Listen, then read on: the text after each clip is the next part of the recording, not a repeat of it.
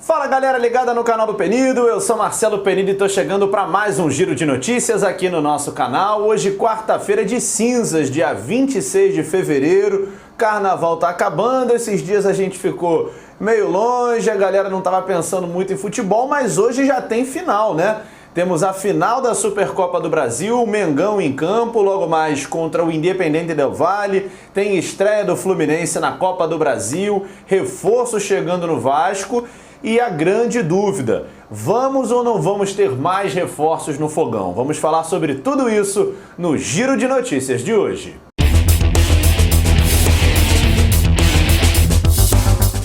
Começando, evidentemente, pela grande final da Recopa Sul-Americana, às 9h30 da noite no Maracanã. Teremos quase 70 mil torcedores para presenciarem a mais uma disputa de título do Flamengo nessa temporada.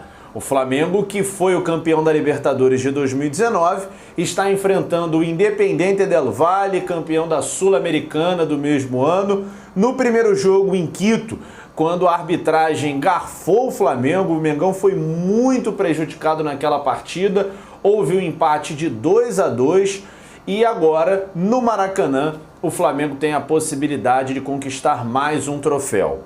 Existe a expectativa pela presença do Bruno Henrique. Eu acho muito improvável que o Bruno jogue, porque a lesão do jeito que aconteceu na quarta-feira passada é muito recente, com uma complexidade que não pode ser desconsiderada. Para um jogo dessa intensidade, talvez não seja nem uma boa estratégia forçar tanto. Porque, claro, o Flamengo quer vencer todas as competições, mas essa não é a mais importante. A mais importante vai começar agora em março, que é a Libertadores da América, e aí sim tem que estar todo mundo tinindo. Para jogar em casa contra o Del Valle, acho que o Flamengo tem substituto para o Bruno Henrique. Tem aí o próprio Vitinho, o Michael, o Arrascaeta já está 100%, tudo bem que não substitui, mas é mais um jogador de ataque que está à disposição. O Flamengo tem um ataque muito poderoso e, infelizmente, se não puder contar com o Bruno Henrique, é claro que vai ser um baita de um desfalque, mas dá para bater de frente e conseguir um bom resultado contra o time equatoriano. O Rodrigo Caio está fora, esse sim é um confirmado, né? Um desfalque confirmado. O Rafinha volta à lateral direita, ele chegou a sentir um problema, mas está confirmado pelo próprio mister. Esse seria um desfalque e tanto, já que o Flamengo não tem um reserva à altura para o Rafinha.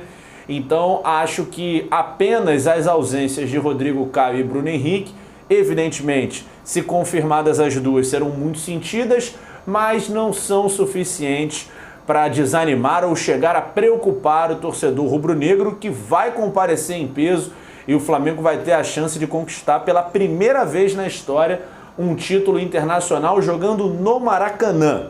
Essa é uma das características desse time, né? Quebrar tabus, e essa é mais uma chance que o time do Flamengo tem. Ser campeão internacional no Maraca pela primeira vez. Provavelmente apenas a primeira vez no ano. Vamos torcer por mais esse título do Flamengo.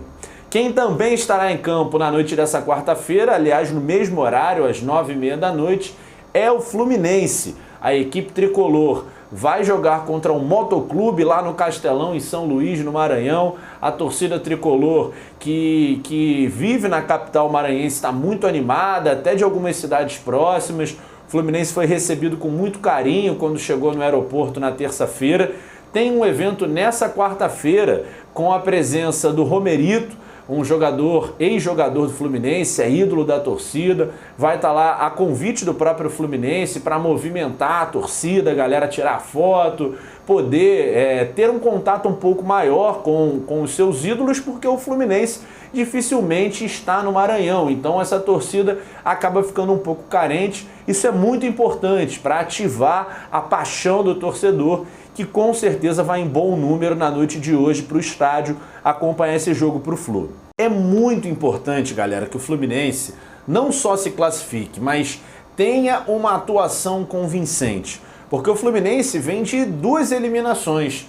Na Taça Guanabara, na semifinal para o Flamengo, tudo bem, foi pau a pau, o Fluminense fez um jogo equilibrado no segundo tempo, depois que o Flamengo deu uma cansada, mas contra o La Calera na Sul-Americana, foi uma eliminação que eu diria traumática. Primeira fase da principal competição para o Flu no ano, rodar para um time inexpressivo, de pouquíssima qualidade técnica, foi realmente muito ruim e inesperado. Sem falar da questão da grana, tá? Tô falando mais da questão esportiva e do impacto psicológico que isso tem no time.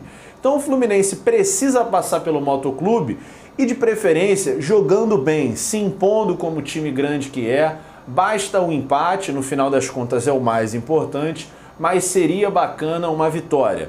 O time vai ter algumas mudanças, o Nino tá de volta na zaga ao lado do Digão, é a formação titular, ele só não começou jogando por conta do pré-olímpico, ele estava à disposição da seleção pré-olímpica.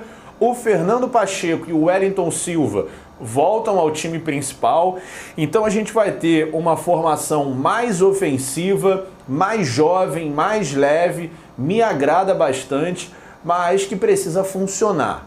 O meio de campo do Fluminense já fez algumas partidas boas nesse ano, outras muito ruins, e precisa se acertar. Seja com Yuri, Henrique e Nenê, ou Yuri, Hudson e Nenê, ou seja lá com qual formação for, tem que dar um jeito, porque o Fluminense contratou jogadores para esse setor do campo e até agora ainda não chegou numa formação ideal. Talvez tenha que olhar com mais carinho para os atletas que estão à disposição no elenco. Quem tem menos jogadores à disposição é o Vasco, mas esse é um problema que a diretoria está tentando da sua forma resolver, seja através da sua própria iniciativa ou até mesmo da iniciativa daqueles que amam o clube e querem ajudar de alguma forma, como o Bismarck, que é ex-jogador do clube, ídolo da torcida vascaína, foi um jogador muito importante no final da década de 80 até o início dos anos 90,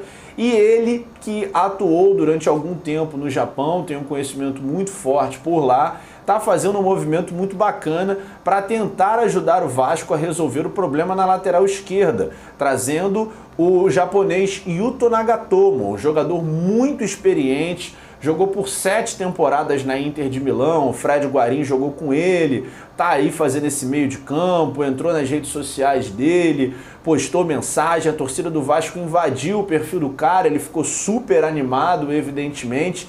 Esse carinho do torcedor brasileiro é diferenciado e ele ficou muito empolgado, só que atualmente ele está no Galatasaray recebendo, no que na conversão para o real seria mais ou menos R$1 milhão por mês. Um salário que evidentemente está totalmente fora da realidade vascaína, mas o Bismarck está tentando aproveitar essa onda que se criou com a comunidade japonesa, com a chegada do Honda ao Botafogo, para atrair mais um japonês para o mercado carioca. Ele está tentando fazer a ponte, viabilizando essa parceria, trazendo o investimento lá do Japão, já que ele tem esse conhecimento no país, e seria de fato uma solução maravilhosa para o Vasco. Ele não está sendo utilizado lá no Galatasaray, é um jogador muito rodado, com muita qualidade, passagem pela seleção e, como eu disse, muitos anos atuando na Europa, qualificaria demais o tão carente elenco vascaíno, que deve ter hoje o anúncio oficial do Benítez, outro gringo. Esse argentino está mais próximo aqui de uma realidade mais parecida com a do Vasco. É um jogador que em 2017 foi campeão da Sul-Americana aqui no Rio de Janeiro, no Maracanã, sobre o Flamengo com o Independiente.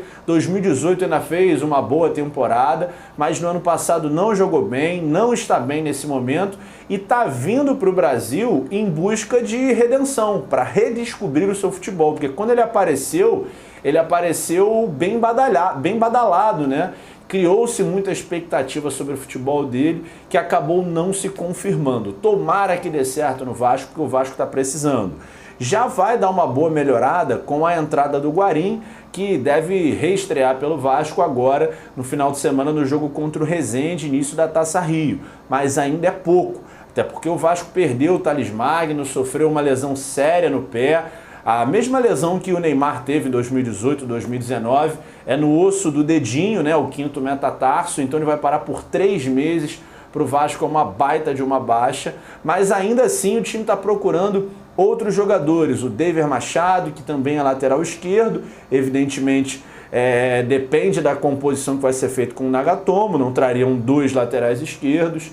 Tem ainda o Emerson Batalha, que é outro colombiano, jogador do América de Cali, tem apenas 19 anos, seria mais um jogador para reforçar meio e ataque do Vasco. Enfim, soluções estão sendo buscadas, mas dentro da realidade financeira do Vasco, que é muito ruim.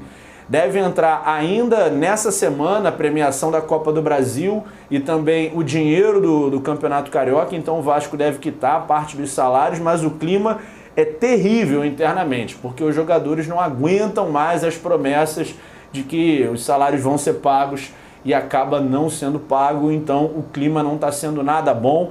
É um pepino aí para a diretoria resolver. Falando em pepino para resolver, o Botafogo estava todo empolgado com a situação do Yaya Touré, poderia ser mais um grande reforço do Botafogo, a situação da grana parecia que estava sendo superada, mas nesse momento os dirigentes já não estão mais otimistas, porque parece que a situação dele deu uma esfriada em função do desejo da esposa dele, não está muito satisfeita com essa mudança para o Brasil, e aí entram alguns componentes familiares, não vem ao caso a gente falar, mas o que importa é, se a família do cara não topar, no final das contas, dificilmente ele vai chutar o balde, largar tudo e vir jogar no Botafogo. Nessa altura do campeonato, consagrado com 36 anos, não precisaria disso.